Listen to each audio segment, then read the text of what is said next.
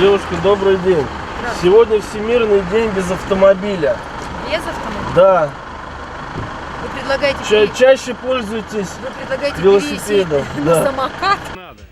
Пересесть на самокат, велосипед или просто прогуляться пешком. Во Всемирный день без авто. Такая инициатива горячо приветствуется во всех странах. Воскресенские об акции слышали. Но отказаться от четырехколесного блага цивилизации в этот день для многих оказалось не так-то просто. Потому что рабочая машина. По работе езжу. А вообще как к этому дню относитесь? То есть, если Отлично. была бы возможность, пересели бы? Да, безусловно. Знали, так получилось. Если была бы возможность, может, все-таки оставили руль? Ну, дальше походим. И на велосипед?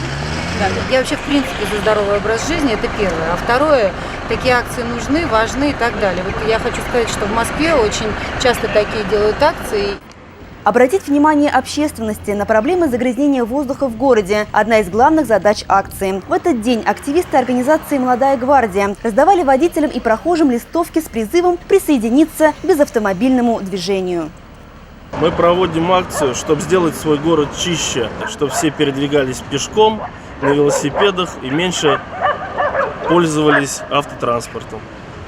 Кроме экологической пользы, человек может прибавить здоровья и себе. Так, например, велопрогулки – один из лучших способов поддерживать свой организм в тонусе. И хотя в современных условиях полностью отказаться от автомобилей невозможно, по подсчетам специалистов, за один день без машин выброс загрязняющих веществ в воздух сокращается на более чем 200 тонн.